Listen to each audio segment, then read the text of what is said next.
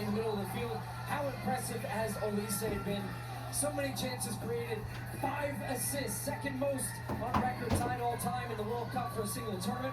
And then up front, Kylian Mbappe makes his 103rd appearance for France. 10 knockout goals, 18 World Cup goals, and now 2 behind Lionel Messi. It would have been wonderful had the United States been playing in this game today, but it is perhaps appropriate that we are seeing France. The French were instrumental in the United States of America going from a great idea that was declared to the world up the street from where we sit 250 years ago today to an actual sovereign, free, independent country. And it was the French who celebrated the victory a century later by gifting us the Statue of Liberty, which sits in New York Harbor. It is scorching hot. The heat is going to affect this game. And you're going to see the shade from the stands creep from the near sideline to the far sideline. As you look at it at home, it's the same view that we have here as well. But it's a terrific crowd. These fans are doing their bit. And it is Morocco, who by this point are probably watching this game, who await the winner in the next round. Will it be indeed France continuing their march forward, or can Paraguay do what they did in the last round, do what Cape Verde almost did last night, and pull off a surprising upset? Here on this 4th of July, America 250. We're so thrilled to be with you today. We're so thrilled you're spending part of the holiday weekend with us here today.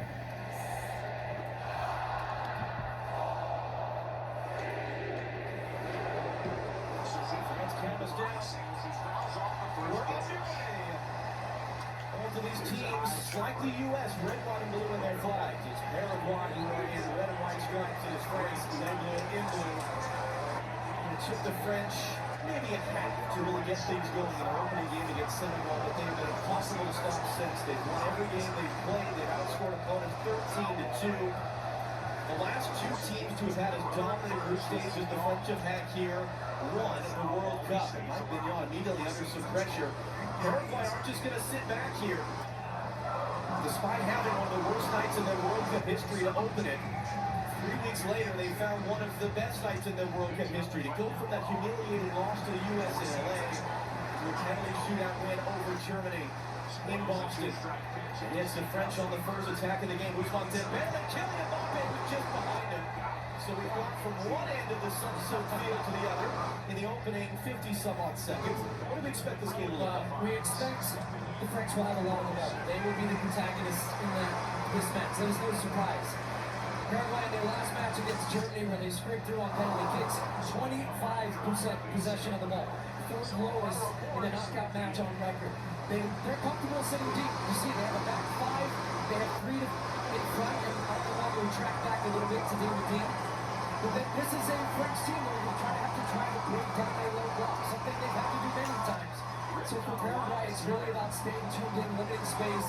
But this is a very dynamic attack and nothing like they have experienced yet in this tournament.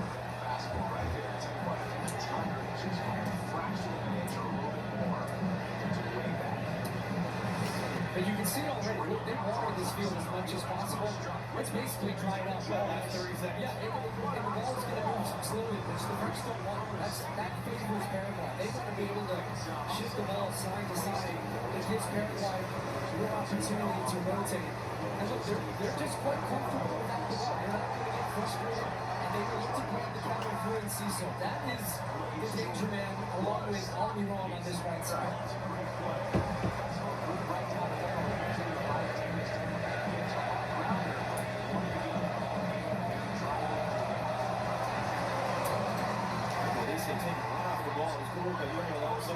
What can Paraguay do in the moments to attack? Not much there as the Papa Barão comes forward to take it away from Julio Enciso. They say who's the tournament leader in assists, has the most assists in the World Cup since 1994 already.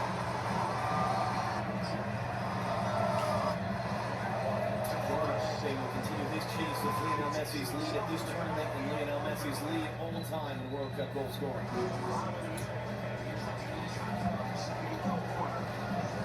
Olise once again. And his starting point is central, where he's been so dangerous. And we're seeing a lot of interchanging. Dembele comes inside. Olise drifts wide now to get space to do this. Olise drives it with the right foot to the ball. Clipping again. Mario is the target. They brings it down. Really without the run for the loose ball. It's for Diego Gomez to get it clear. Ronaldo turns right into traffic. And then the United player able to recover it. Hensons gets it clear now, but Ciso will chase. He's playing safe there as well. Saliba to knock it out for Paraguay throw. How many Paraguay fans are here? It's hard to tell precisely, but they will roar in those small moments. Yeah, that's a good example of a moment where really that's just a long, hopeful ball up to Enciso, and he is a very unselfish player. He does that part running, puts Saliba under pressure, puts it out for a throw, and they're in no rush. They come up, and now it's a chance where they get, okay, let's get some bodies in the attack. Let's try and make something happen here. That's where the long throw threat. He got that in deep. Gomez had it for a moment. Really tracking back, brings it up for Mike Mignon. Gustavo Alfaro, the Paraguay coach, he has leaned in hard to this idea of Paraguay DNA. We're going to work harder. We're going to be tougher. As he said at one point in the last couple of days, our opponents come from these wonderful academies in France. We come from the red earth. Hoping that his team can dig deep and grit something out again like they did against Germany in the last round.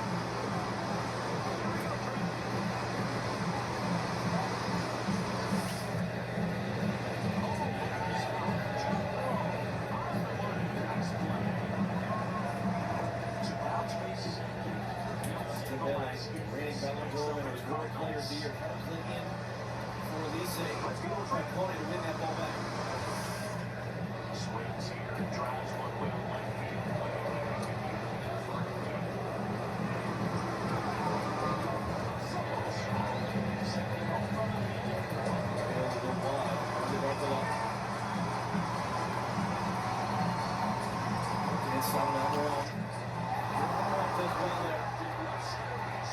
But the confidence is even bigger.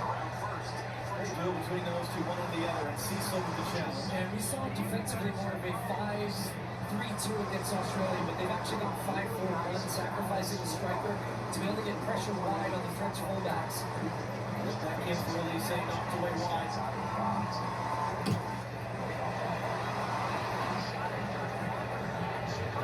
Now under some pressure from Ciso, steers it to Saliba.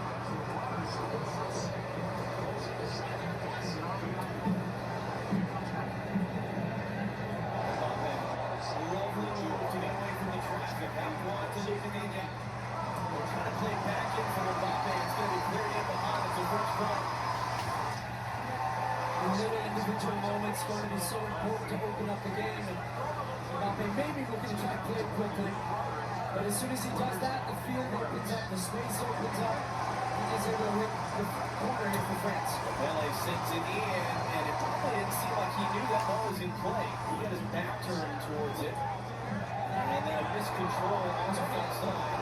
It's on the out, so it's still going to be a fixed throw. That's one way to stop it. Or attempt to stop him. Able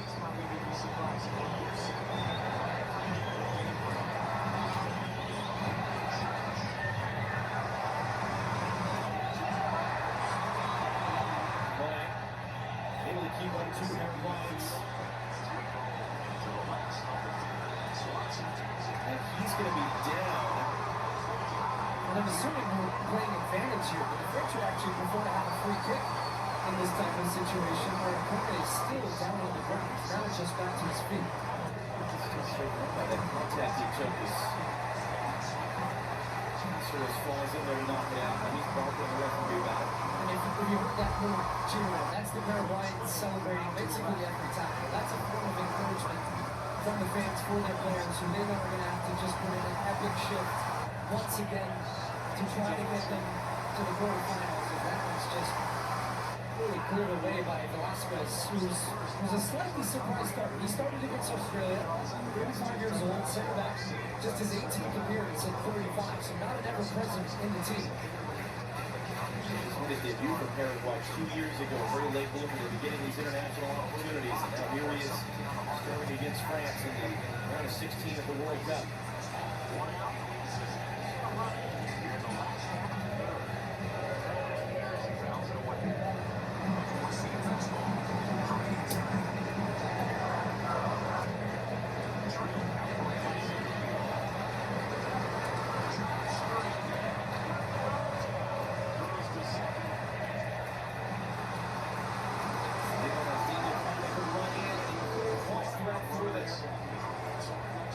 Martinez and Ciso. Malone's in some trouble. Just gonna lump it long. Yeah, it's hard when you get possession, you turn, you look up, and you see one red white shirt and 5 blue shirts converging on the ball. So that's something France do really well, is the counter press when the ball turns over. They don't want to give Paraguay any opportunity for transition, really doing a good job getting pressure straight away when that ball turns over. I mean, what is the right answer in those moments when they get possession in their own end? Is there a right answer? Well, the right answer is to try to keep it, but without making a mistake in the back by trying to overplay. That's the worst mistake you can make if you're playing the setup. Another big pass to the outside by Velasquez. Gets across the way anyway. Rabio with the target straight up in the air there for Velasquez. And then Rabio goes a little bit bumped it for Velasquez. Then Rabio goes to ground. And it's going to be cleared away to rest right in front of Barcola.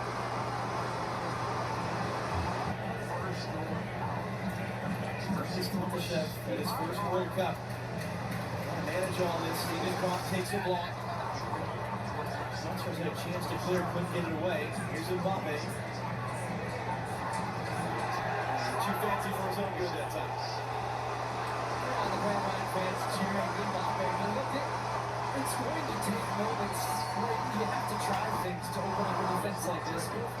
Both players felt like there was a foul there. Not the first one on Rabio, and then there was one that where they felt there was a foul on Velasquez. Nothing there at all. 2 players jostling for position in the box. Leon Ciso has been involved in every goal in Paraguay to score in the tournament. Scored 1 assist in the other 2. He wants the fight. He's not going to get it.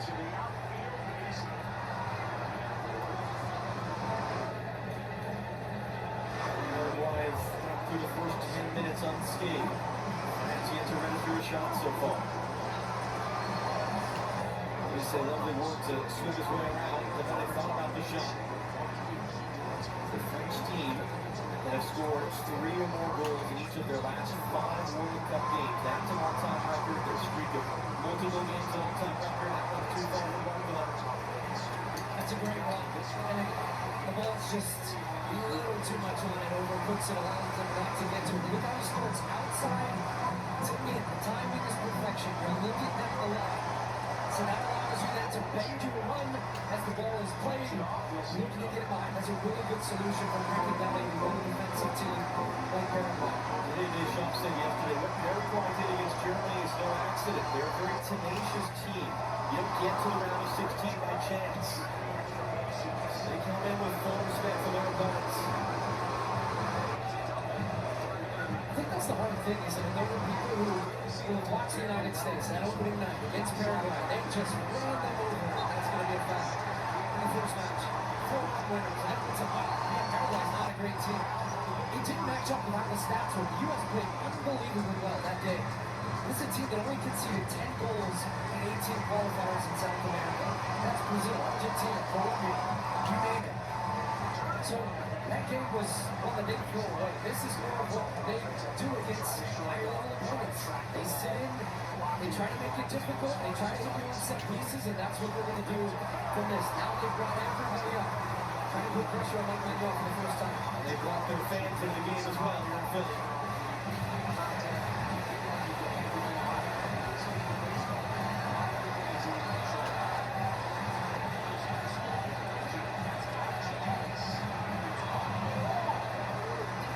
Well dealt with there. Saliba with the header. That's a lot of space. Well, at least they run into. First to beat him. And then he goes down to the cube. That was Ruben Alonso there. Referee once again is just saying to play on. One of the two players from Paraguay that was shown a yellow card today, and if they were to advance, would be suspended for the quarterfinal. That has to happen between now and then. Both French players picked up a yellow card in the win over Sweden a couple days ago in the last round. Elisa. Return for Kunde. Larson draws the ball test. Wins a free kick. Elisa is kind of curious what the difference was between the knock that he took and the one that he just gave. Arsene Wenger legendary manager, but also now a really important part of FIFA setting sort of their future in global football development. He's been a driving force behind some of the rule changes, in fact, that are going to affect Paraguay in this game. Moments like this where the referee can, he's not doing it, but he can start a 5 count. Moments as well to prevent the sort of time wasting that you would normally see a team like Paraguay do. I got caught off that there was a moment there when he was going to be able to slip it through potentially for Enciso. And then we go all the way out for a goal kick. That was not sort of intention necessarily.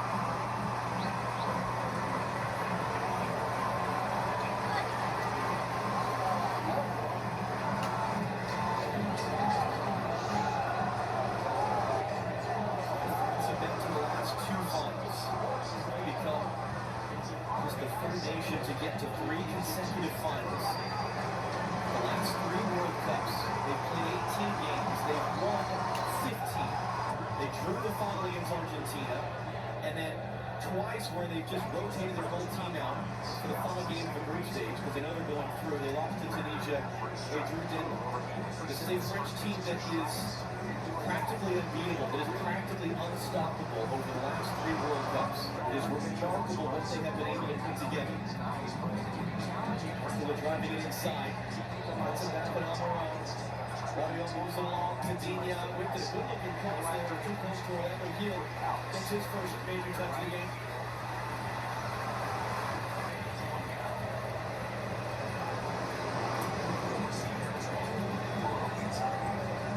As we say that Argentina are trying to become the first back-to-back men's World Cup winner since 1962. France were anxious already for doing that in World Cup.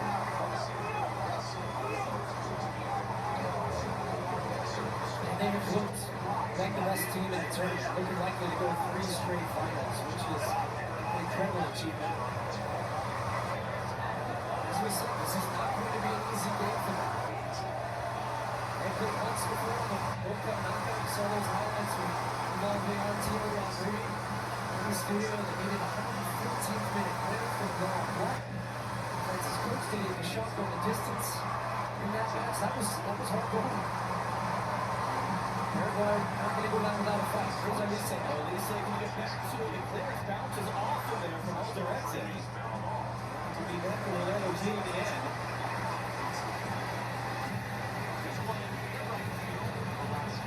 Also played at one other World Cup in 1958.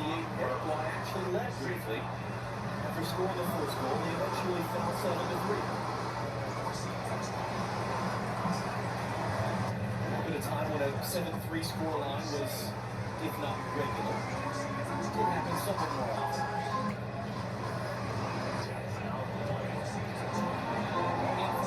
Just quick point bring it down. Currently trying to send it to him receive. Takes off from about 10 yards deep.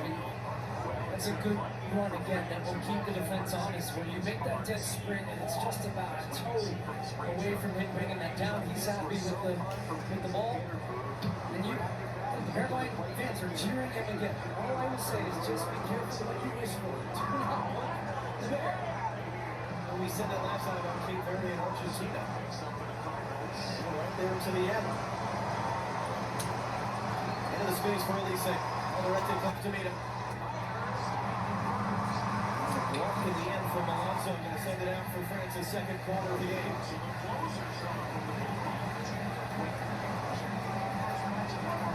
Played short.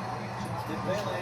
And it was a good spot there by Andres Cubas for the Vancouver Whitecaps. Saw that one coming. Yeah, these are situations it feels not to take the short corner kicks. Typically you're trying to catch a team off guard. When you have on a good day, you get a set piece against a low-lying team to take it short, and then all of a sudden Dembele's got the ball. He looks up, there's nobody in the box. Everybody was coming very slowly from the back. You want to get Saliba, who had the corner. You want these guys attacking the ball. Those could be situations where you can attack the ball, put real pressure, a different type of setup.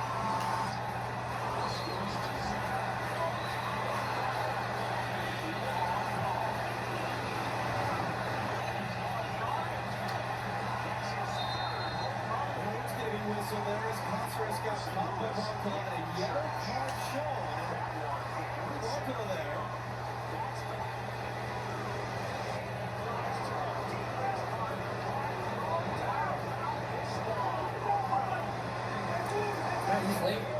definitely sold well there with the full 2 legs off the ground and then just for a little bit for the dive. But if he takes contact, it's a yellow card. Jose Caceres will take his time getting back to his feet.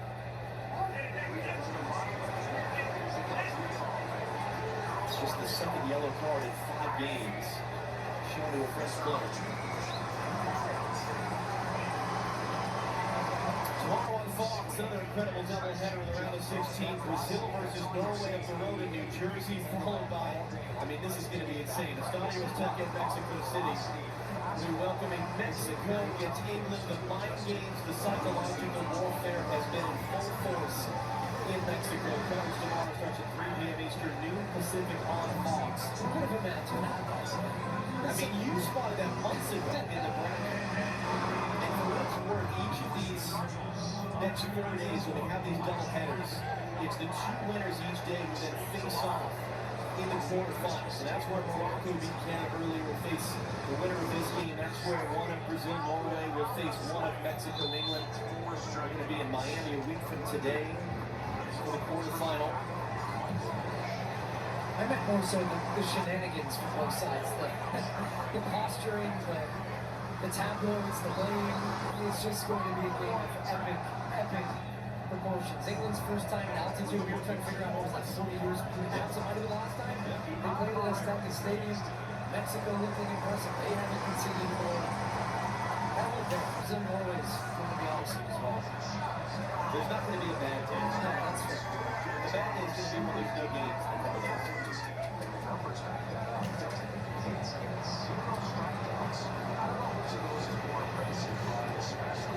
The next little mile marker here for Paraguay is in about 2 minutes' time when they get the hydration break, which is very much needed today on a scorching hot day in Philadelphia. They'll hustle off the ball in that Caceres. Was the heat affected the game, do you think? It's affected the pace at which France would like to play at it, but I've said that somewhat more so the conditions on the field. But also perhaps a French team that's just playing its way into the game. There hasn't really been a moment where Paraguay have looked dangerous going the other way. That was almost their first pass completed in the attacking part of the field. And I don't think they're particularly bothered when they have to score a goal at this point. So they're just kind of going through the gears right now, the French. But I said before the game, the longer this game goes this way, Paraguay gain confidence. Big miss by Macho. Orlando Gill was watching, trying to figure out where it was going to go. And it did indeed take a deflection out for a goal. Yeah, these deflections are nasty. Sometimes this is one way to try to break down the defense, take the shot. Players coming out, try to close you down, takes a wicked deflection.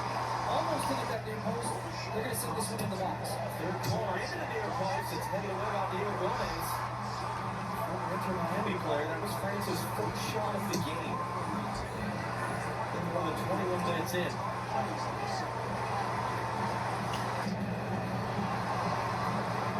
And it didn't come from one of this dynamic force of up front for France.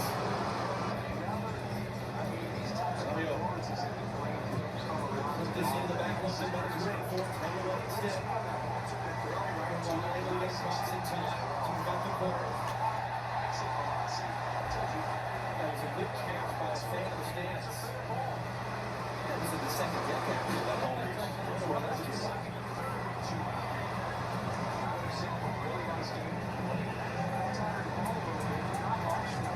And once again, deep to the back post, all the way through it. Mbappe putting all that back in front. And that will take us to our first half hydration break, powered by Powerade. Much needed today in this scorching heat in Philadelphia. Before the end of the half, they went up 1-0, and then went even deeper and grinded that game out to win. So that is going to be the strategy once again. Your comparison you brought up made me think of that qualifier we did once in Minneapolis in the beginning of February. The 2 players got hypothermia. 3 of them, I think, in fact. It was lovely to me. I enjoyed that for 40 minutes, but I don't know how they're playing. You see Mbappe is now 2 behind Lionel Messi in the all-time World Cup goal scoring list. Is Monaco really there. And you shield it back to Mignon. Mbappe 1 behind Messi at this tournament. You see how quickly France are recovering the ball when they lose it. Punting the ball high in the field and then long spells of French possession, although that one was poked away. Now we get on their own. And two of the last players in the field from Paraguay. He's got Cecil in the middle and still. Can he get a cross away? They're trying to play in the middle. It breaks down there. Who's there to head it away? Here's Kumas, the other MLS player, the Vancouver Whitecaps, able to keep it. With the help of Alonso, he's going to go out that wide. He's going to take it himself. It's blocked. Falls Diego Gomez's way, and he slices it out. But it's the first attempt of the game for Paraguay. And when they transition, they have a little bit of freedom to go because they're always keeping 4 men behind the ball. So sometimes you see teams that are lower, when they start to attack, they leave themselves open defensively. They have 4 guys that just, I'm not sure if they'll cross the halfway line all game long. They're just staying back. And then they let the rest of that guys go as Colas almost taken out and runs out of play.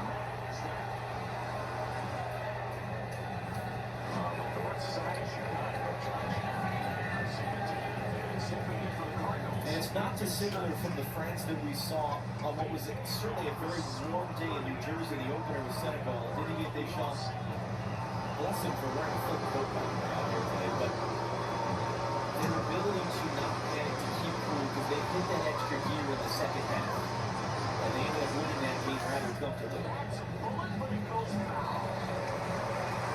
Deschamps was at this tournament the winningest coach in the history of the World Cup.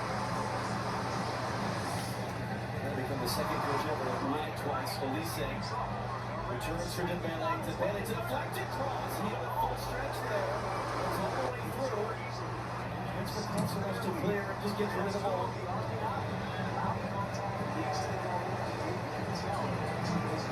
Real turns. His heels. That's Kumas who comes in to take it. He was going to smash it into round one. He's going to put that so everyone free kick. Kumas charging in after that. He has, to nobody's surprise, committed the second most fouls in the tournament. He's one of the players that's on the yellow card. There's to pick up a goal, he missed the next game. That is a foul, 1-1 for that. I think in these moments, the France could do with another player attacking the box, whether it's Rabiot or Kone or Lisa could drift in there because that's a terrific ball, but there's only one player that has any chance of getting it. It's Kylian Mbappe. So it's tough to continue to make those runs and hope that it's going to come in with the way in which Paraguay defend and clear it out. We're doing a little bit gingerly after that play. Yeah, you said that on the replay, that was a deflection as he kicked the guy in the back of the leg, and yet it went the other way. This is going to be an interesting call. Paraguay are going to play for these fouls. They're going to play for these free kicks. They have a very inexperienced referee in Ilgiz Kontashev, at least from a global World Cup level. This is his first World Cup. It's his 3rd game at this tournament. So how does he manage the game within the game here that Paraguay is going to try to play? Give themselves every advantage. Next time we'll go out here in Philadelphia.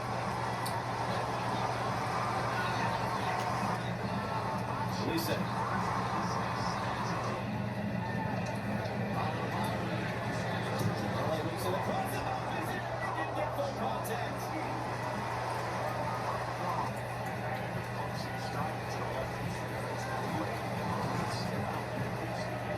This is a good looking ball, but the difference now you have Rabiot in the box as well, so he's occupying one of the defenders. It still leaves 2 in Mbappe, and there's just enough contact for Gomez in the back of Mbappe. The 2 of them going for that one shoulder to shoulder, but by getting some contact on him before he jumps, he just puts off his balance and puts Mbappe in front of the ball. And Cecil to the high route there, he's going to play on.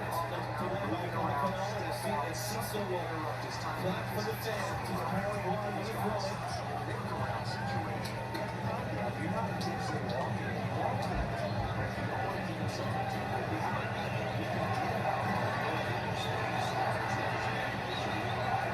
That's his long throw, too long for Cecil.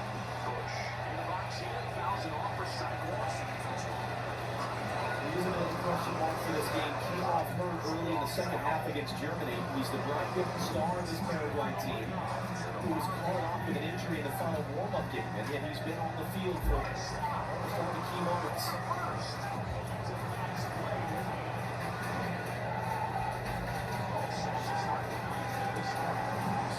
Really, trying to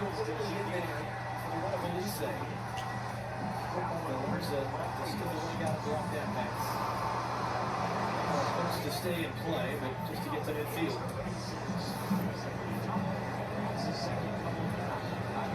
They say lovely dummy, Andre Rabiot. Did it well. Did it hard, just hit high. Leaning back and touch. Love this from Elise though. He knows he's got eyes in the back of his head here because he's already turned and looked, saw where the position of Rabiot was, and as soon as the ball passes, he gets turned to open up his body. Rabiot saw some space and just catches on the bottom side of the ball. Ball is rising, doesn't test. Healing goals. And Ciso is really starting to frustrate the French defenders because he was backing into Saliba. He controlled the ball from the seat of his pants, and then he wins a free kick from Paraguay.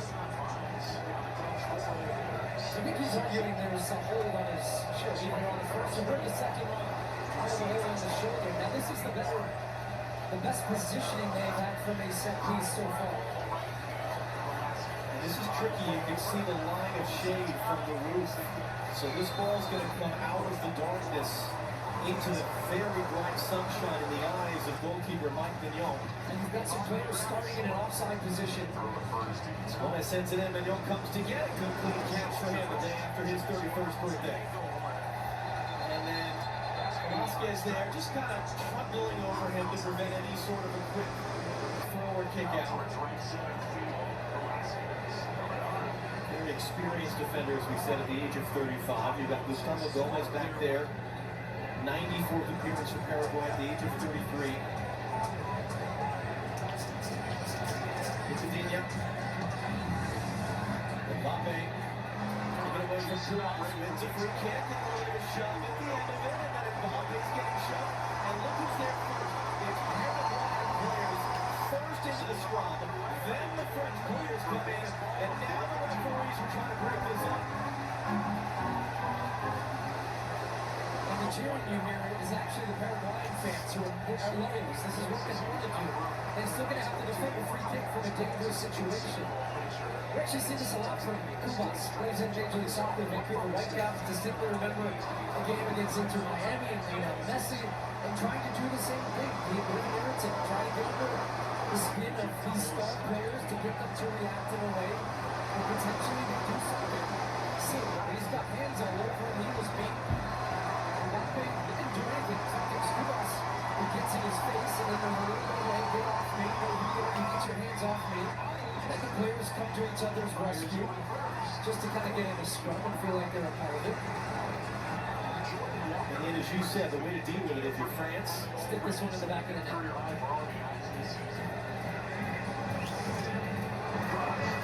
you've got the left foot of Elise. I would imagine he's going to try to just bend this between where the penalty spot and the 6-yard box is. Lips and wide into the great. He's got it back. It's clear behind. It was the perfect delivery, but just no French attacker able to get free, beat their man to the spot. It's clear away. It's another French corner. Two attackers to the back post. Team to the back post, not going to find Monaco. Back in the ball, to the right, and Orlando Gil there off the foot of Koundé.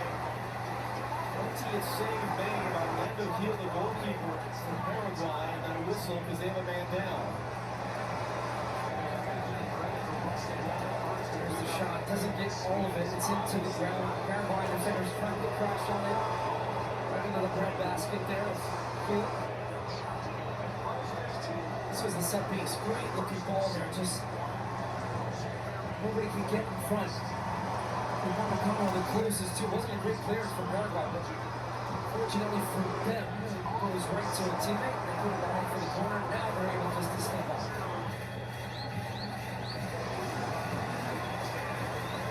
24 hours closer, Monday here on Fox. The United States playing Belgium in the round of 16 in what will be an incredible atmosphere in Seattle. Coverage begins at 6 p.m. Eastern, 3 p.m. Pacific. Live on Fox.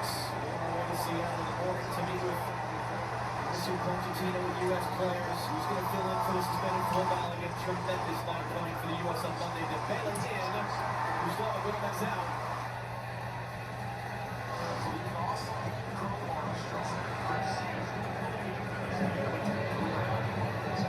Ciso, she's trying to be a pest right now. Doing a pretty good job of it.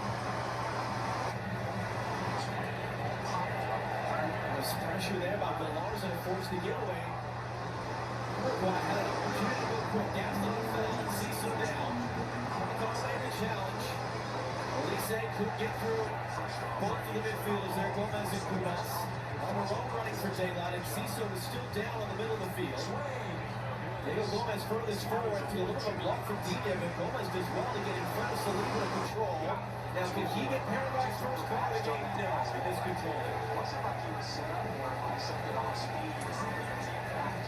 And the French consistently, in those moments, are going as quick as they can to get the ball to the play. Yeah, first time 1v1. Ousmane Dembele, Mbappe knocked down behind the plate, deflected shot, just wide, and Mbappe's down hurt. It's another corner for France. Yeah, I saw him go down, but it was focused more on Dembele, because he had a chance to finally get 1v1. Look at Mbappe once the ball is gone. Alonso just smacks down on his hands. Almost kind of grabs his shoulder as he goes down to the ground. So definitely a foul. It's right in front of the referee. I'm surprised that wasn't brought back for a yellow card. But it looks like they're going to put on with the corner. I don't think they're going to pull that back for any type of free kick that led to the advantage. How close that shot was though from Dembele with the deflection.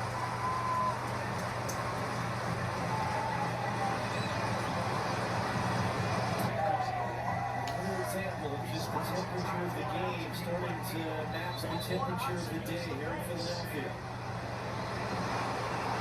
Dembele sets to take the sixth quarter of the half to France.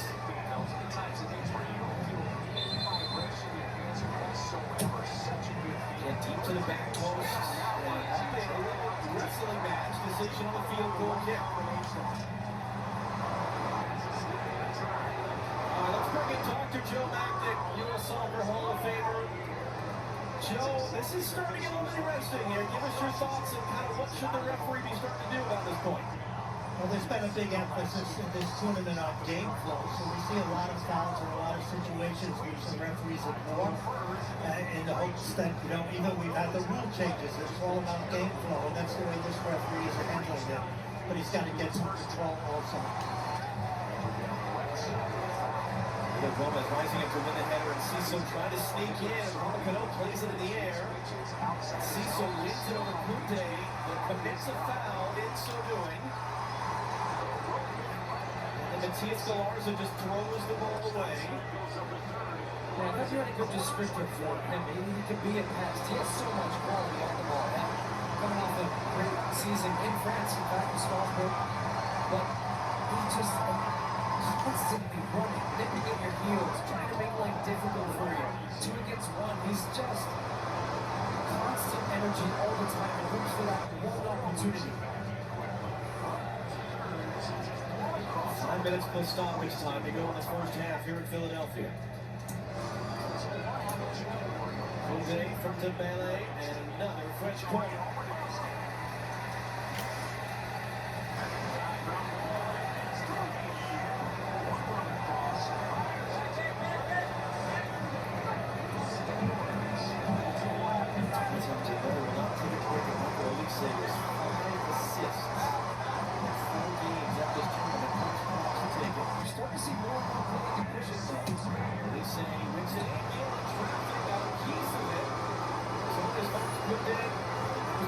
Play it back in.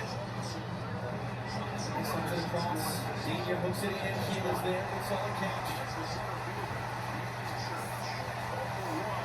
He wants to throw it out quick. Puts it on a frozen road line there for Enciso. He's able to play it back. Delivers it out from Almiron. And then Enciso in an odd little tug of war match there with Saliba. And just too far in the end for Diego Gomez.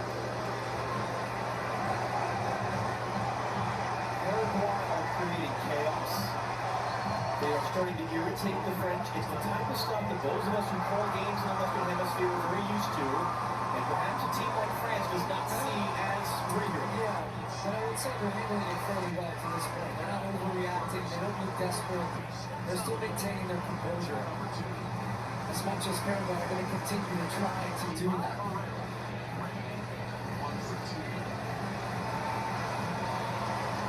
Chance there for Alonso to step and intercept, and he backed off at the last moment, allowing Dembele to keep it. Elise Attack victory by Kubas. Upamecano trying to reset it wide for Dembele. Alonso comes out to me. Alonso steps in to get a piece of that for a French throw. That's the next little psychological safe harbor for Paraguay. Can they get to halftime at 0-0?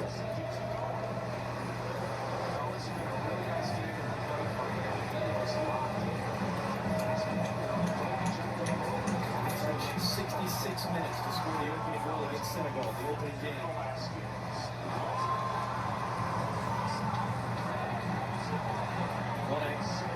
Brings it back inside.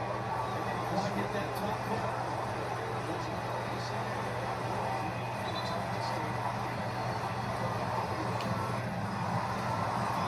We are the Bank of America halftime show here on Fox. Remember Thierry Zlatan in Los Angeles. A great day we had based in Independence Hall today. Ron, Clint, London, Alexi. You're enjoying your 4th of July wherever you're watching us from. First of 4 consecutive days of round of 16 doubleheaders here at this FIFA World Cup.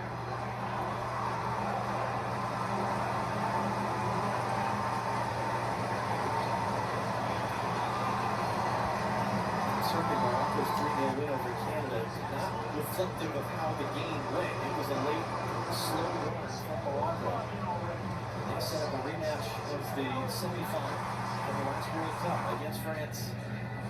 Uruguay pull off another stunning upset as they beat Germany in the last round. Ryan will cycle it to the far side and away. Draws a double team, pass in was blocked. Now Galar's a chance to escape. Slowed in by Dembele.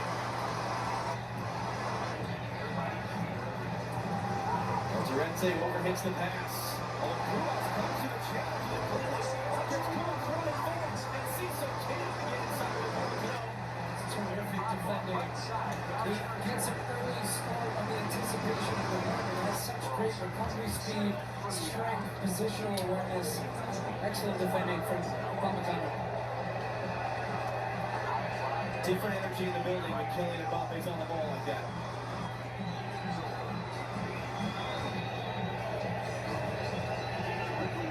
The way that Diego Gomez just threw a late shoulder into him there as he released the pass.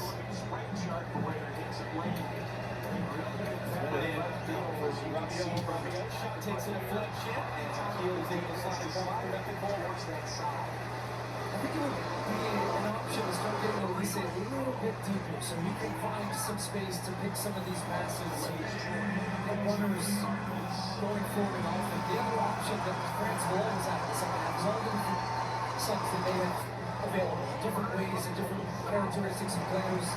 But more 1v1 players, more dynamic forward attacking players that they will go to quicker.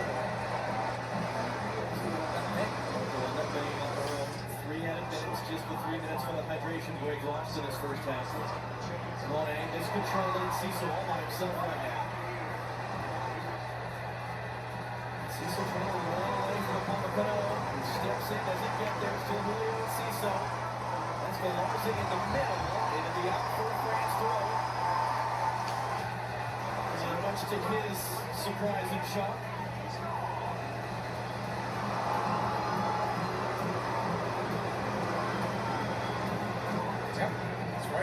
Great defending again.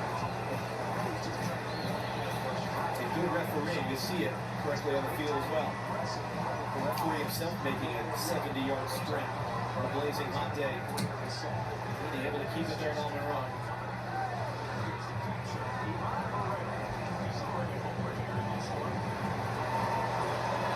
About 90 seconds to go in the half. Pumping it all the way into the right for Elise. Monet. Zenia.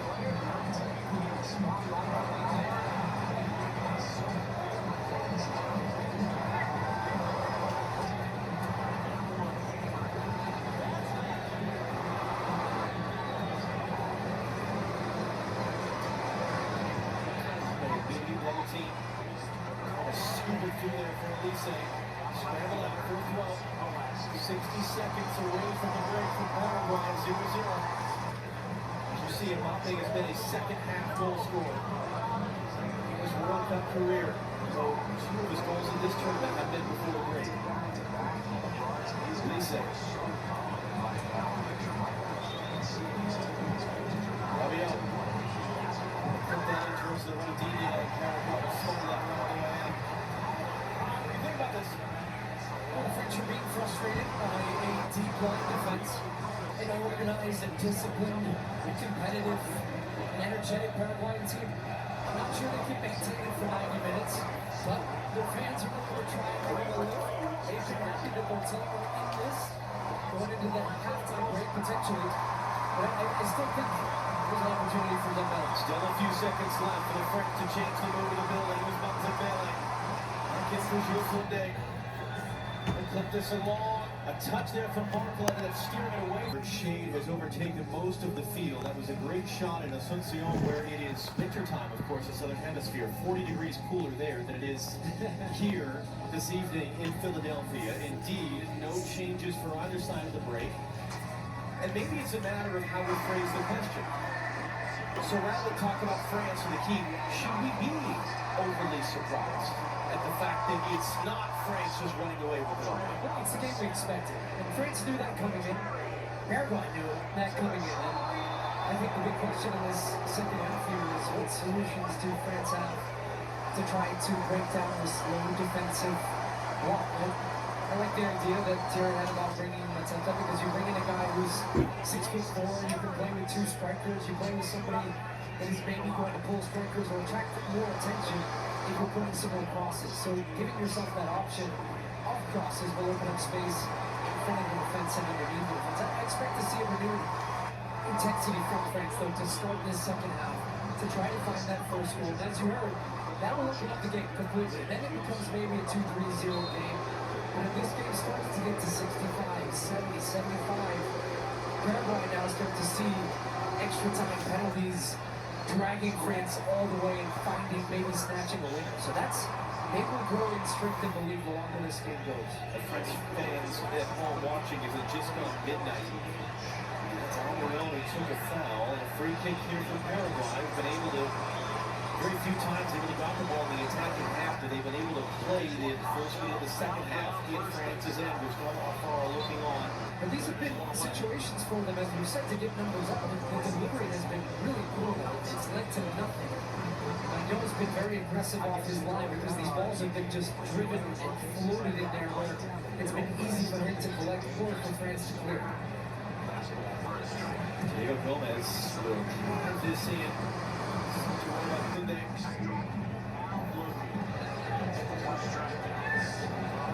Elise, he knew exactly what was coming. Elise was bracing for contact there. Before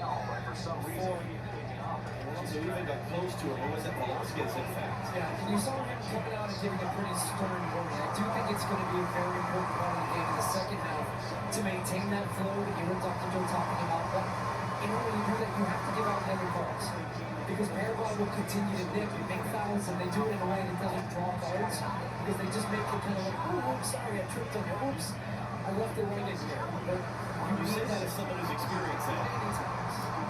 Yes, the one yellow card shown in this game was to a French player. Hold on.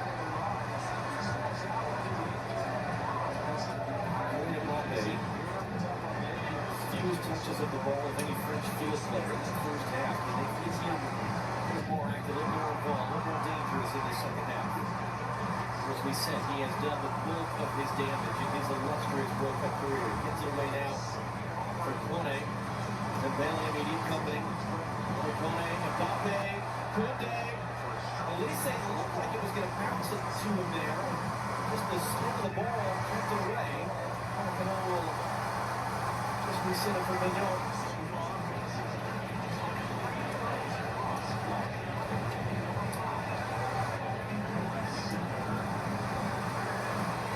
Elise lost his balance, lost the ball. Kone diving in to hold that clearance. Able to escape. Reset to Elise. Attracted two defenders, so he's saying, come on, guys, come. Kone did. Rabiot. This is the target. Still no shots on goal for 6th shot overall. And you're under duress when you're taking these shots, but I do think they've got to work the goalkeeper. That's the frustration you see from Didier Deschamps. Because it was a nice ball in, a little one-touch move, they get some space. I like seeing Elise drifting into areas that force a break two defenders out, because then he's able to orchestrate the attack a little bit more, put players in different positions. Cecil threw his body in on the rocket to the loose ball for his own again on the run. That was a deflection, it looked like from up here, yes indeed. Paraguay for the first time all game had the ball. Yes, it's a long, direct ball. And Upamecano tries to take it down off his chest, misplays the ball, and then he's in recovery mode between he and Saliba. And it goes behind, good running from Almiron. And as you'd expect, everybody's up, just leaving two men back.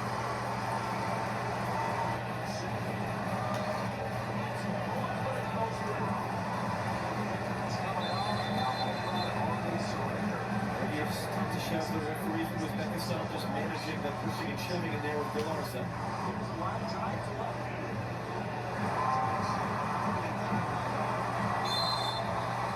Miguel Almiron of Atlanta United and MLS handling the sun there through the roof. Directing traffic. They'll put this one in. Miguel punches it straight sideways. It's knocked down, it's held in, it's Velasquez. He get across the way, strong tackle by Upamecano. It's there for ground like road. You almost feel like a clear energy shift within this stadium when Paraguay get into these positions. Their fans start to all standing up 10 to 11. And there's just a little bit more tension when the ball starts flying into the box because they know the chaos that they can create. Alonso gets the throw in, Mignon comes to get it. Good side take for It's in here, so they don't can find it. Can he find him on the line? And Bobby running through one. Mignon killing him on the back. Clearing at the last moment. Well, they thought that it was a handball as this one pops up. What a ball from Magnon. It's the sidewinder. It's taken quick. It's in play off the corner. It's the outside netting. That was total chaos there as it came in for Dembele. It was Velasquez who made the backtracking run to clear it away as he and Hill, the goalkeeper, were down. Well, we'll see it's a handball first of all, but he just slightly misses that, and it does hit the part of his arm that would have come back. Had it been a goal, had they scored? Had it been a goal, yes. Had they scored from the corner, no, because it wasn't whistled in real time. And they played it short. And then great recognition by both Mbappe and Dembele that there was some space and an opportunity. It's a tight angle. He was trying to make himself big, but Velasquez even coming over last second to make that challenge. And he was still down on the ground getting treatment right now. But what a wild sequence. I saw that. As soon as Mike got back, he caught that throw, and Mbappe took off. And it was a beautiful kick right into his path, but Mbappe, he was trying to take the ball in stride with the bottom of his boot and pumped up, and it just got caught underneath and allowed Velasquez to get back and make that tackle. Gustavo Alfaro in the days before the World Cup said that the goalkeeper is an issue to be solved. They're trying to decide which of his three will be the starter. It was Orlando Hill who was given the start. He's been magnificent in this tournament. He's now getting treated. Here's Mbappe on the right side. Good luck catching him, but he's got a head start. Jason Shadows. And yeah, he just missed that touch. Because if he gets that touch in front of him, he's able to take it across the defender. And now all of a sudden you can't make that challenge. But because it bounced off and then it gets away from him a little bit, it would have been a handball. Had it been whistled, but it was not whistled. But had it led to a goal, that would have taken it away. Scan the QR code on the screen. Vote for the Michelob Ultra Superior Player of the Match. As Hill, who recovered it, how many managers might have actually benched him after the 4-1 loss to the United States? Back-to-back shutouts for him, 2 saves in the shootout the other day against Germany. Love that ball. Knocks it down, Rabio picks it up.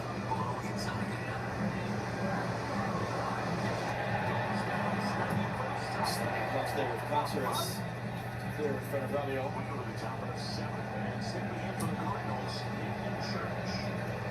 Looking down to our right, we've got a number of French subs getting warmed up. Teta not up yet. Douay, Shecky.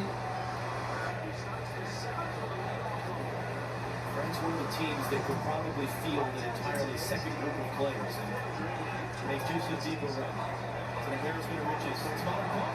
That's the first stop of the game. Still tracking that. Knocks it back for a goal.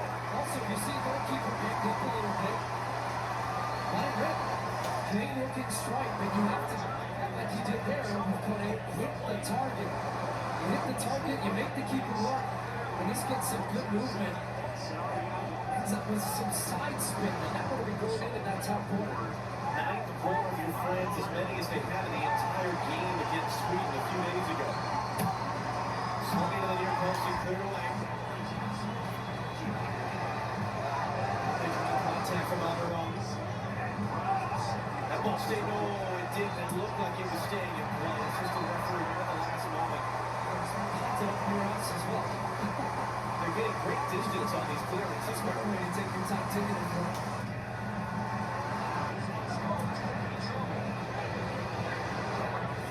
National there with Enciso.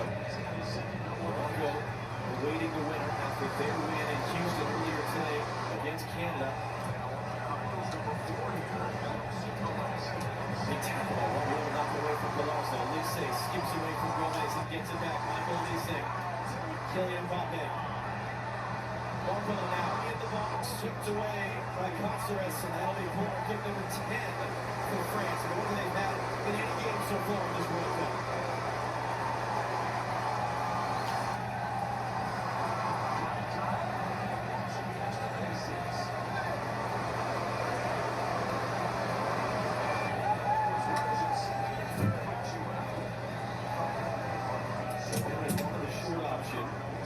Annoyed with the field microphone, kicks it out of his way. He'll put this in. Easy catch for Keelan.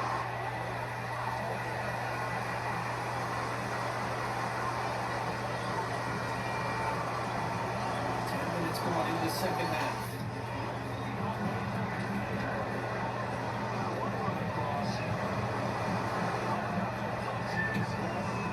Two coming in. This was going to be tough. They said so.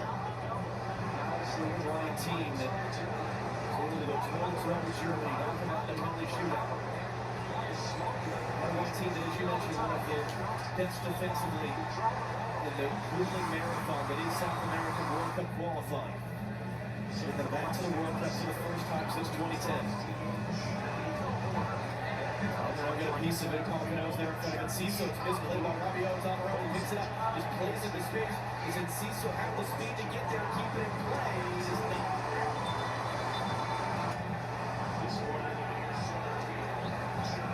And it will, in fact, be Paraguay who go to their bench first. The defender who made the winning kick in the 6th round of the penalty shootout in Boston. Yeah, and you wondered, he was the replacement for Alderete. You wondered with him back in the lineup how long he might go. He didn't play the last game with a knee injury. And we weren't sure. He didn't train fully with the team even as late as yesterday. And slightly was surprised to see him in the starting lineup for this game. Another look at his strike from Corey. That's a great save, you know. It's a good looking ball, and that hand is tough. He slaps at it because he has to get full extension on that ball at the left hand. There's a pain tolerance piece, but it's also just a fitness piece. Yeah. For missing the last game, but Omar Alderete, normal starter at the back from Paraguay, has given everything that he had today to get through 57 minutes. There's the other part too where you want to play as a player always. You want to be in the game, you want to be competing. But if you can't physically be at 100% in a game like this, which is very intensive, round of 16 of a World Cup match, you're running your team. So I think even for a player like him who has experience, goes out. Now, Canale's played some good minutes in this tournament, but he's got to get into the rhythm and the routine and the partnerships on that side of the field. Scored by Diego Gomez there. A little look down to see how far this Lamignon was, and Mbappe backtracking defensive run to win the ball back for France. To run the Barcola. France was defending him, and Mbappe again knocked down behind the play. It's a nutmeg, and late contact from Caceres, preventing the shot. He's going to have a word with Barco about it. It's in the hands of Hill. Well, Caceres plays with such an intensity, which you can see at the end of that play. Long ball up to Enciso. He's by himself. Looking up here on Saliba. He's trying to run a throw. Is that ball out of play? And he is just at the end. It's a France throw. France starting to find a little bit of life in the wide areas when they can get their wingers the ball early, when they can get them some space to pick up momentum, to take defenders off goals and so well that beats two. But Caceres, he didn't give up on the play, gets back, put it away from him as he was going to shoot.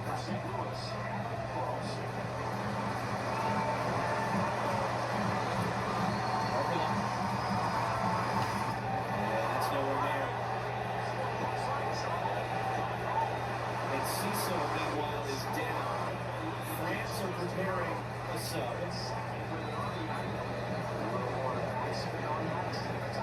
He had to be subbed off in the last match as well. It was Fracture this time, actually. Fracture with a leg injury, and he was a little bit questionable coming in for this one. So that's not just you're losing two of your regular bedrock starters, you're also burning two of your substitution windows as well if you're Paraguay. That limits your options to change the game later.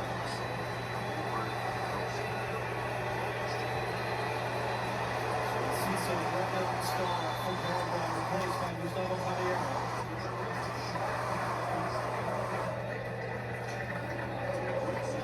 Desiree Doué, first off the bench for France.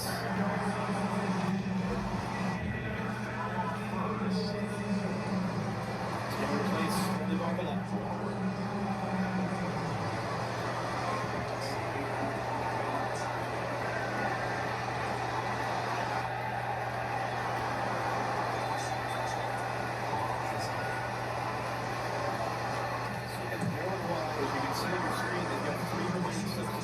But only one more sub opportunity.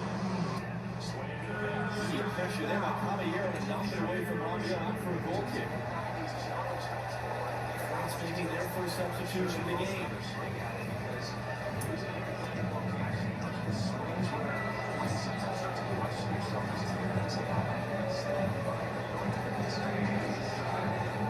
That's the Alabama in Philadelphia. The field completely in shade on Triple Digit 4th of July. First touch that's coming on as he sent the side crossing cleared out. France have won all four of their games at this tournament, outscoring the Netherlands 14-2. They have World Cup records for consecutive multi-goal games and consecutive 3 goal-scored games. Paraguay knocked off Germany in the last round. India is going to get there to keep it in play. Diego Gomez is there for Doué. Trying to keep possession there. That was almost disastrous. Caceres was there in time to clear it out. The Paraguay team, as we said, recovered from the 4-1 humiliation, certainly for them, for as strong as they are defensively. To lose that way to the U.S. opening night. Back-to-back shutouts. Qualify out of the group as a third-place finisher. All off the upset on Germany. They're playing with confidence and belief right now. As you can see, they have announced, advanced the FIFA knockouts twice, and those were both for penalty kicks. So you don't think that they're already thinking about that at this point of the game. They are here to grind you down. Well, that against Germany the other day, Ross, it was the first time in 6 knockout stage games they ever actually scored a goal. They've been shut out in the prior 5, but it was a scoreless draw with Japan. They won in penalties in 2010. This is a team very comfortable in games like this. What about the French? Desiree Doué. Running at Caceres. Support for Diego Gomez. Doué cuts it in. Finds cuts. Referee says play on. That was Andres Pumas. Gomez sends it along for Elise. Elise of the team. He's forced to cycle around. Dembele. Crowded off it. Penalty for Kunde. It's down there as Alonso couldn't find an outlet. Mbappe. Why not? Shots in the game for France. Only one on target. It's a little bit of impatience. I think for me, he just hasn't really touched the ball much. And I didn't think that was a foul on Doué. Cubas. He is one of the players for Paraguay who's at risk of yellow card suspension. Maybe dangles his leg out there, Dewey beats him. And not to say that the referee didn't have a perfect view of that. France would have loved that free kick. But I just think the more of those you let go, the more you encourage that type of action. So I don't like that in that moment, especially when you have an advantage for a team that's struggling to create goal scoring opportunities. They shouldn't be punished for that by not calling that foul. Well, he's Tantashev of Uzbekistan. First ever World Cup knockout stage assignment for him. He and the two assistant referees. Let's do it.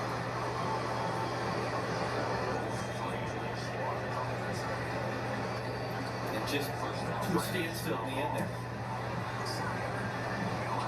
But they're not giving the threat of a cross though right now, France. So it does make it easier for them to shift over, close down space, stay in positions, and not injure you. Good step there by Diego Gomez. It's reset wide for Dewey. Run it in, pass two, pass three. A little bit of contact, goes down. Referee says no. Under on carry. Oh, he's got the Jets. He's got a little step there. Saliba trying to recover his angle. Saliba in the end has the stride to get to that loose ball. And Almiron is down after that run. One is the video assistant referee. Man down on the other end of the field. Dewey's still down after he came inside. You watch the bodies that converged on top of him as he had this slashing run. Great balance, great technique. Elise is exchanging words with the Paraguay bench right now. See, there's no touch of the ball at all here. Look. And I think what they're trying to say is that there was a dive. It is being officially checked. But that's a foul. I think that's a foul. This should be a penalty. Laura of Chile, the video assistant referee. We are in a check right now. We have yet to move to review, but you can kind of see where the referee is listening on the headset to the video. He's diving, but there's no way he can avoid that contact in that moment. When you put a leg out and get no contact on the ball. We are going to go to review. Dr. Joe Macknick, you've seen the same looks as us. What do you think? The only consideration that the referee can think about of not giving a penalty here is that he's going away from the ball is going away from the ball, but there definitely is a contact here worthy of a foul. So that would be the consideration whether to give the penalty, and I think looking at this replay, we may have a penalty kick. I think this has to be a penalty 100%. I don't care in this moment which way that ball's going, because he's actually lining up for a shot. So it's not as though he wasn't going to be able to get to it. Right back. So the whole Paraguayan staff is saying it's a dive. Here's the thing, if that's 40 yards from goal, it's a no-brainer foul. So why wouldn't it be on the ball? Let's see the decision. After the local review, number 8 of defender, Trick, attacker clear inside the penalty area. Decision is penalty.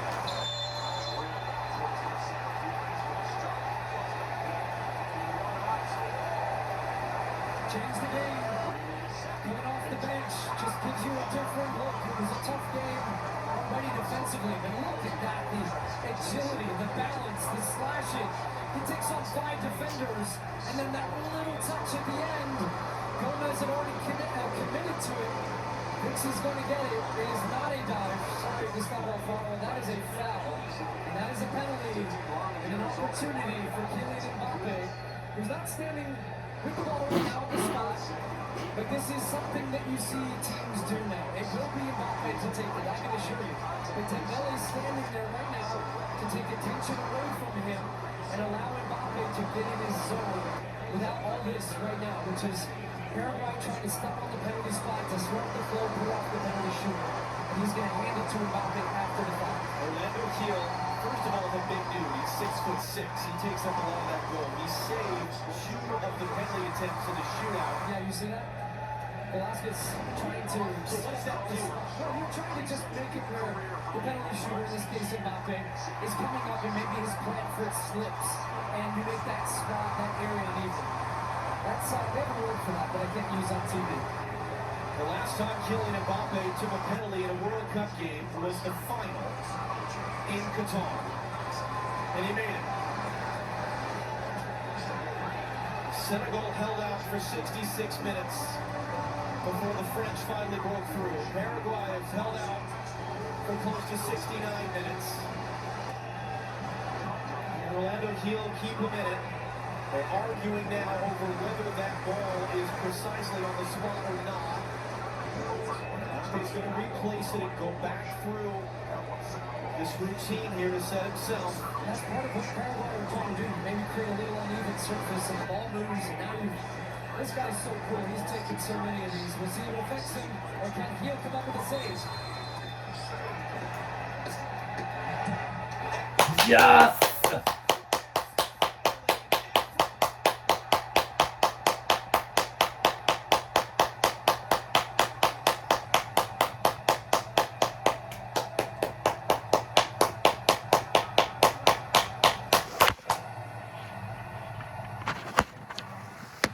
Knocked.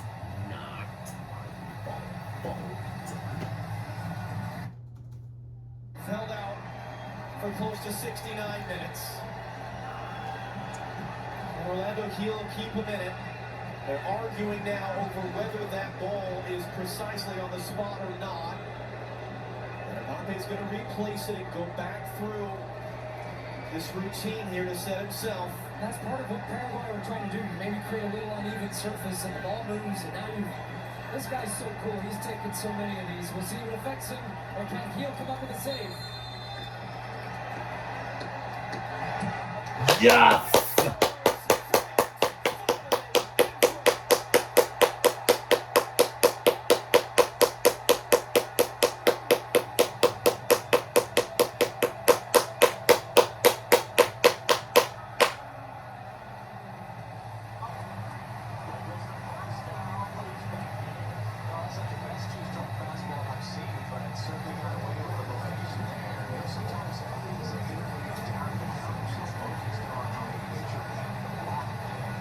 The French captain Mbappe does it again.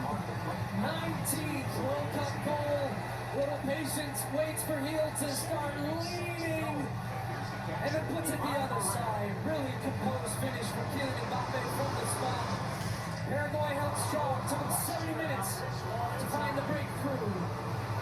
And the French lead in Philadelphia. Says, come on.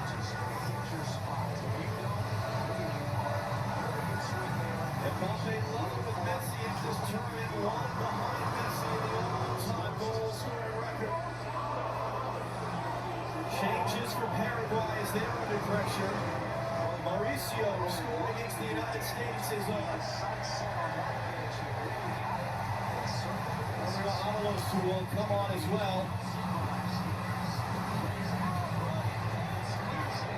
For Mbappe, 19 career goals at a World Cup, only his third penalty.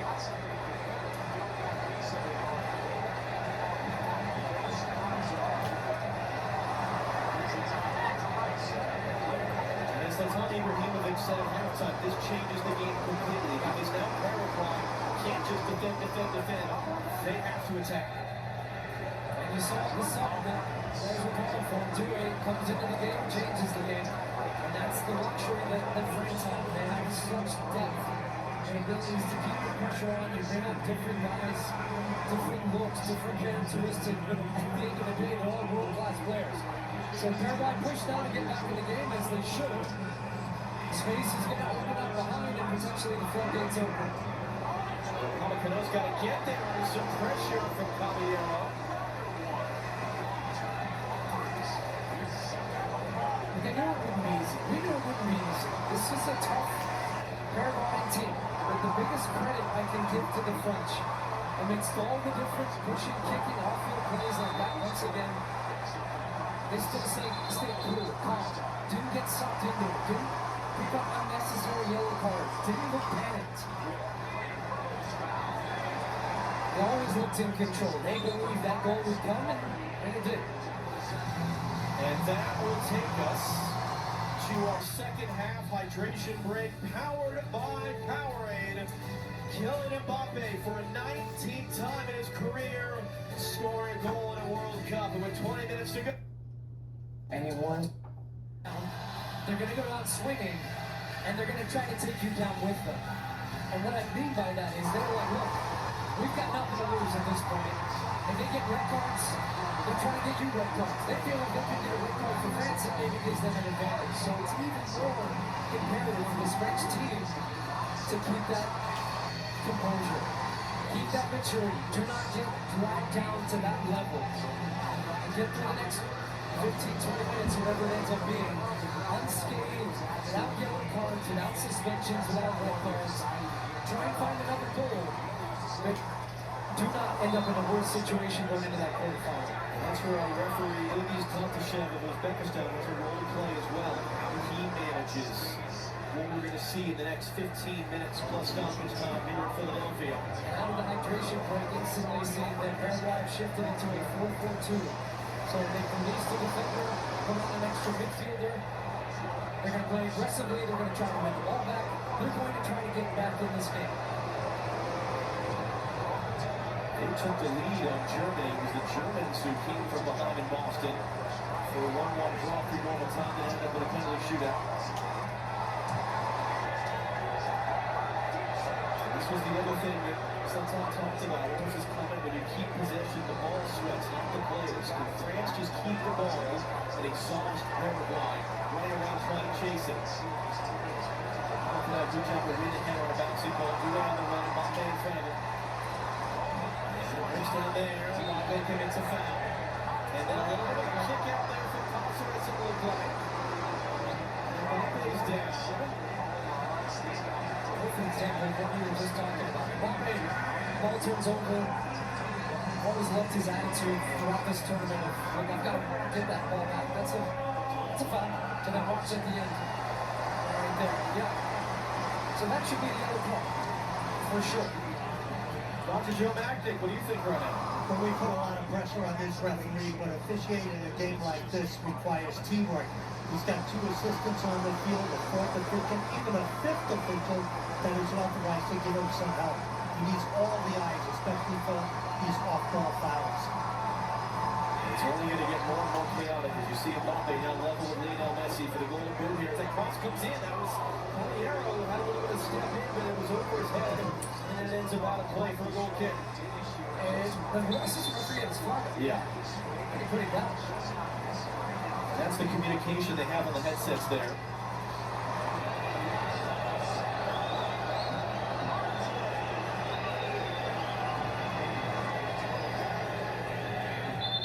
Look back at just the gamesmanship. Yeah, look for Velasquez coming from behind. Here comes a little scuffing of the spot. Okay, they're trying, from their perspective, it's whatever it takes. By any means necessary. That's certainly not in the spirit of the game, but they don't care. No effect. Meanwhile, Paraguay is trying to win this ball in the midfield. It's a big series of duels there for that loose ball. Junior Alonso under some pressure from Ousmane Dembele. Now they're trying to play forward. Alonso played it back inside.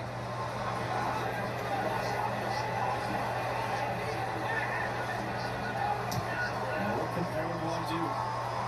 Jose Caceres.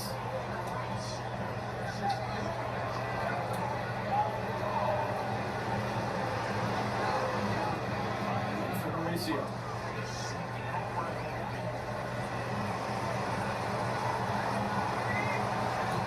That's a good block. Number 1 there. Aguilar's a good connect with Caballero. And the Paraguay bench is absolutely furious that this was given off the field as a throw for France. And this is exactly what Dr. Joe was just talking about. The teamwork of all the different officials, all the different sets of eyes to say, no, in fact, it's Paraguay's ball. Expect a long throw here into the box.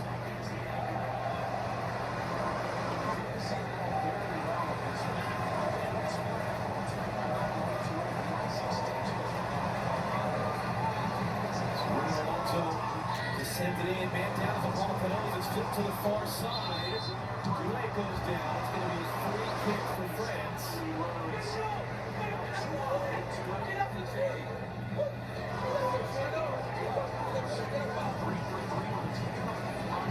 Yeah, go over to the stomach, and Papanos is definitely looking at the referee as to make sure he saw that. Wasn't terribly subtle. 10 minutes to go. Didier Deschamps having words across to the Paraguay bench. He's exchanging words right now with one of Paraguay's assistant coaches. Paraguay the one to turn over years in yellow cards, including their head coach and 2 assistants who have been shown yellows. As you see, France have a terrific record. When they score first, they tend to win. 2006 final would be one of the only 2 exceptions to that. Last time they lost a game in which they scored first was 1982. So Bale, great take out of the air, but they knocked one out also. Here's closer forward. Rio trying to bring it down. Oscar takes a big tackle there. That's going to be a yellow card. Just let it play. And you're thinking now instantly if you're Deschamps that that's a potential sub option to get Kone off. When other players on yellow cards, and he's late. It's definitely getting the emotion of the bench as that tackle comes in the entire Paraguay bench. They're trying to influence the referee by any means on the throws, on set pieces, and fouls. So they want a set piece, and the referee's making sure that this is taken where the foul was, which is right. Notes, those they notice, the other side of the half. Got a long way to drive this one, but so apparently he has to hit it pretty high in front. We'll see how aggressive Mignon is. Lucio flips it up. It's headed in towards Mignon. It's an easy catch for him.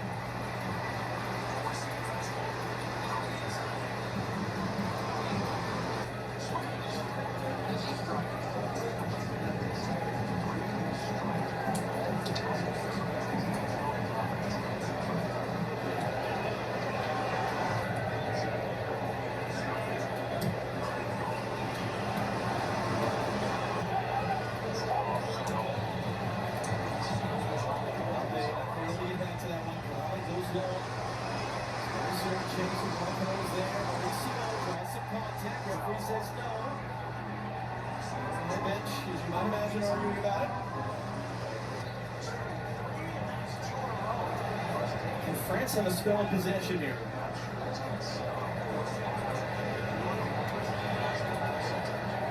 A very hot day. Just take more time off the clock and they take more energy out of the Paraguayans. Instead of that rematch of the semifinal from the last World Cup in the quarterfinal round against Morocco, beat Canada earlier. It'll be Thursday in Foxborough.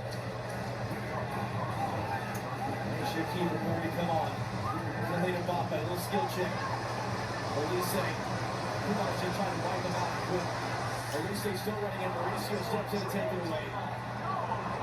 Gomez plays it long. First ball is almost trying to knock it down. Ude takes a tackle, has advantage to fall to Olise. And then he takes a tackle from Caballero to France free kick.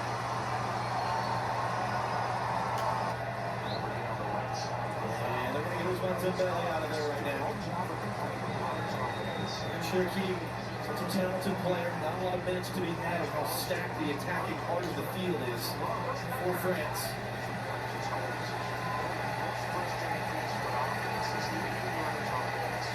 What's interesting is this remarkable streak that France have of consecutive multi-goal games, of games in which an individual scores multiple goals. And I imagine they probably couldn't care less about that right now. As compared to just get into this building alive on the next round. And there's also every chance they still score 2 goals in this game. They're not thinking about that. They've got the 1 goal. They're going to see this game out. That's their plan. And by any means, just get to the next round and keep it moving.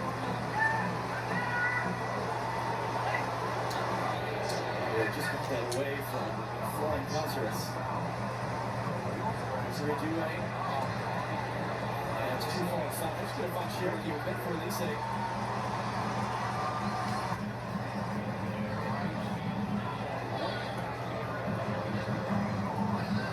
That's just Blake Ibra. Cherokee takes a late kick as he gets rid of it long. Reminder, Buckner on Fox. The United States playing Belgium in the round of 16 in Seattle. Coverage starts at 6 p.m. Eastern, 3 o'clock Pacific, live on Fox. That challenge was a welcome to the game. Check. And knowing his confidence in himself, but imagine the first time he gets the ball, he's going to try something. 5 minutes to stop this time to go to Philadelphia. Here he is. Let's see what he tries.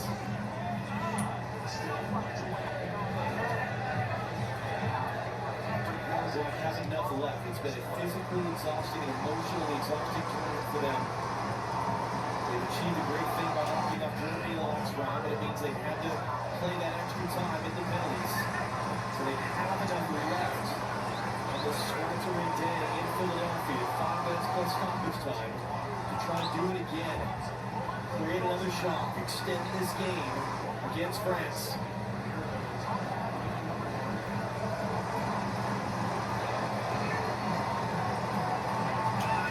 Either one, the header is out for a Paraguay throw.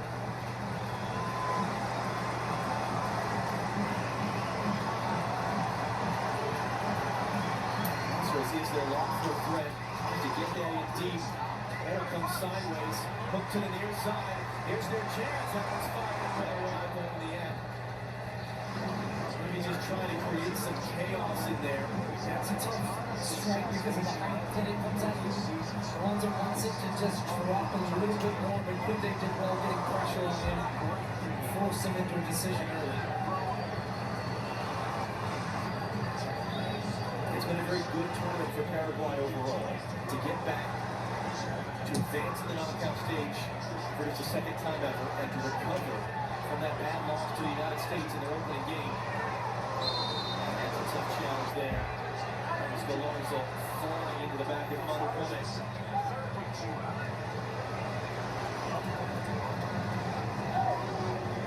But maybe that's the question. Some of these teams that have achieved great things to get here, do the big teams start to flex their muscle now in the round of 16? Does it become not predictable but familiar of who's showing up in the quarterfinals?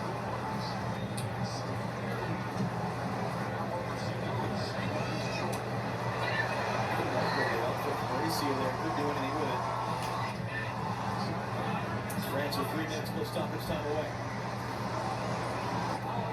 It just demonstrates also there's a real skill to playing these types of games. There's experience and things that they just can't be. It's going to go out of play. It's going to be a bad line for us. He's like, come on, let's go. I mean, they need a boost of energy. You can feel the energy sucked out of Paraguay right now.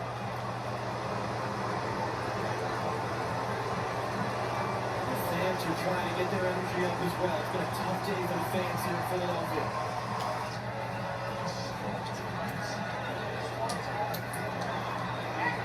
Couldn't get through on the far side of D. A tough challenge in. Mbappe the other way. Kylian Mbappe. Kylian Mbappe. Saved by Kiel. And Portland steers the rebound all the way out of the box. Past Olise. Second save of the game on that Kiel. Takes him past Earl Will with Curacao for the most saves of any goalkeeper at this tournament, even with the extra games played. 30 seconds plus stoppage time. It'll probably be a pretty sizable number, I would imagine. You had Heel down at some point during the second half. You had a lot of different stoppages, the VAR review. So there will still be time here for Paraguay. Certainly, he's not time to set. But do they have the energy? Doesn't look like it. Because they can't even chase the ball right now to get it back off his shots. You'd think they needed to spend a possession. They've had a couple of them now. It's just a good team. A Paraguay team that is also last night. It's playing in heat. Played 120 minutes against Germany.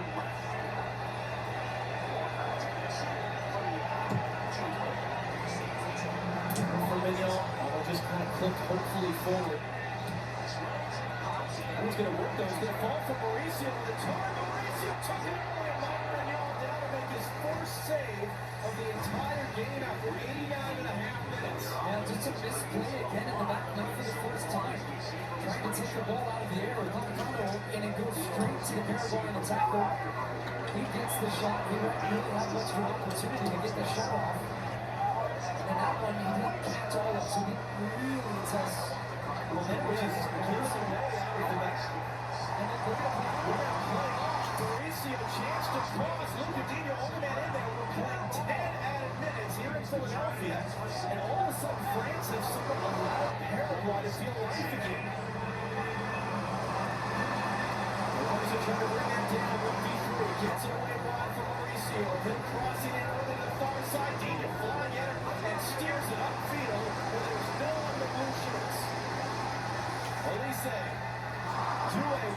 penalty, which is the winning goal as it stands.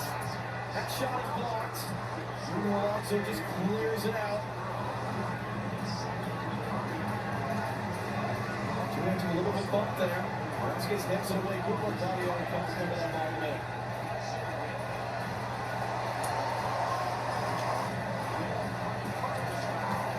And for Elise, they slammed it over shot France. That's a hard tackle there that Elise takes from Galarza. And did you see how Galarza stands over the top of Elise once he goes down? Yes. I'm sure he's not saying, hey, I'll help you out, man. That is something that you regularly see yellow cards for. And you That's what Bobby said. How is it not a yellow card?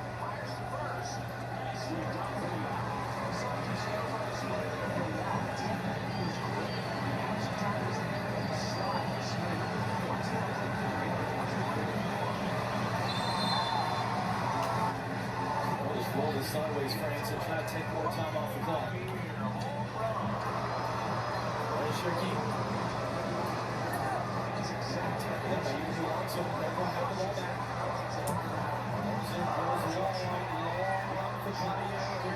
Has to step on it. Can be secure and sure in this moment, though.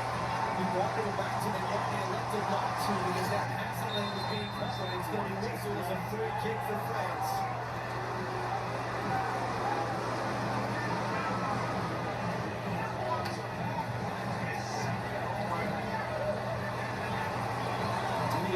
Right now, all the way out, giving instructions, but also before that, just saying calm, keep composure. I think for sure, as well, they show the frustration with these types of tackles, the things after the play aren't being punished. And so when they're not being punished, they're going to continue. The French coaching staff was all the way in Paraguay's bench area and is now walking back to the French bench. So keep half an eye on what happens here at the final whistle. So they're going to just play itself and look along. Larson knocks it down. Boy steps in and keeps it in play as well. He's just being dragged to... No whistle for the Cherokee now. Hands his way through over the corner. That's even...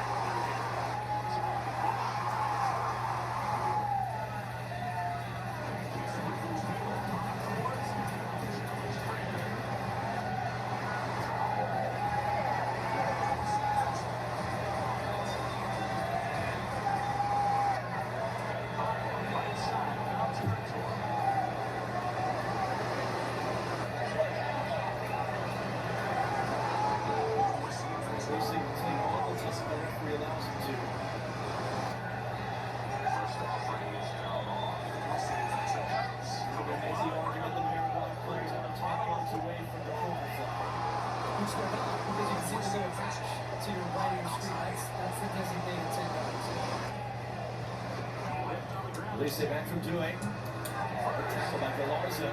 Mauricio steps in on a loose ball. Man down behind the play for France, holding his face. It's out for Paraguay slow. Referee will not allow Paraguay to take the throw. That's what they're losing their minds because Jules Koundé is down holding his face behind the play.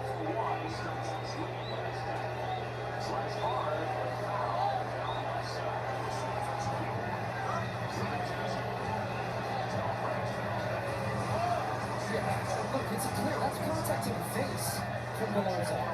To me, that's actually something that could be reviewed potentially for a red card.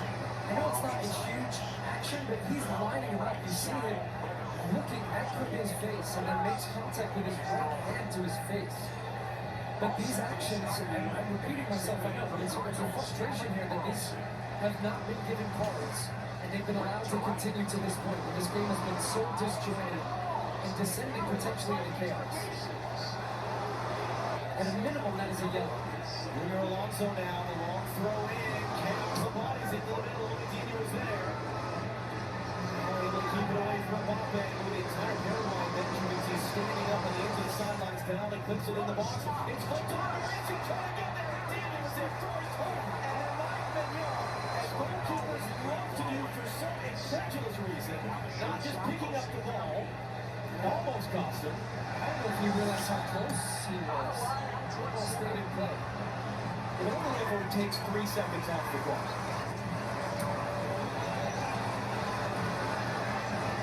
No, that time, not messing around. They play off to his onside. What's on it? And Mbappe wants to come back. 2-8. And Mbappe. And Mbappe. Saved by Hill. The rebound. Saved as well. Save. That would have been game. But yet, Paraguay lives to see another day. Potentially, and they've got the ball. 4 saves for Gil. 4 minutes for Paraguay. Free kick in midfield. And now Gallarza goes down. Olise's going to get a yellow. That might be relevant. Come later rounds. I mean, Gallarza's been intent in either getting a yellow himself or a red, or somebody else a yellow or a red. He's been trying to get around the action throughout this game, but yet it is Gil who has kept this game early. So look, he's pushing and eventually gets, he doesn't do anything, but he sends it up for the referee. It's embarrassing. So that's straight through the legs. What a save with the right hand. And the ball's back in play here. The free kick is taken into the box. Joy able to clear. What is remarkable is that Paraguay have received 0 yellow cards and France have received 3 in this game. Paraguay get another chance. Good one for Velasquez. Sends it in the box. Saliba hits the clearing backwards. And Paraguay in the 98th minute will have a call. Keeper of Gil is asking if he can come up for us. So far, he's been waved off it by Alvaro. Still 2.5 minutes to play. Mauricio will take. Now the fans are live. Man down in the box. This one is again Gallarza.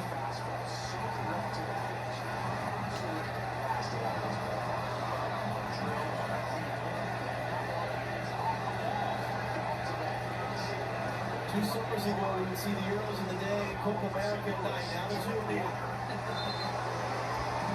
Mauricio pumps in the corner, and it's a great take. It needed to be a great take, and it was. They have so many numbers for here if they want to go.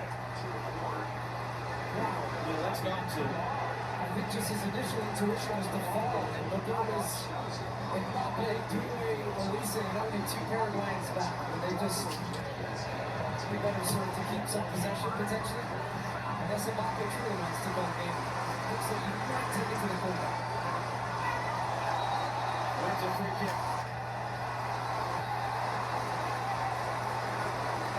90 seconds to go. This has been a very professional performance in so many ways from France today. Yeah. It's a good way to phrase it. And this is Mbappe knowing the situation. Gets his body in front, takes the foul. It's the best way to take time off the clock.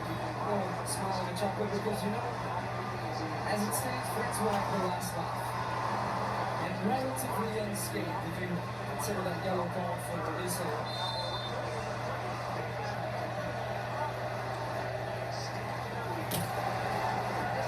Should be a corner.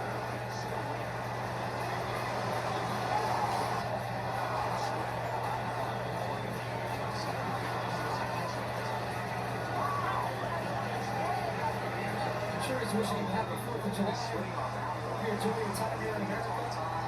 Safe flight home. 30 seconds here in Philadelphia. Morocco in the quarterfinal race Thursday in Foxborough. Tangle off the ball. The ball to he steps in to win it back.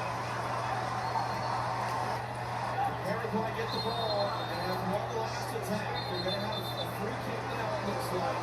But is there time enough?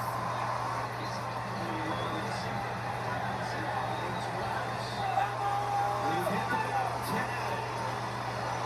Is there time enough for one more attack? Referee looking at his watch. Referee ends the game. Yes, France wins.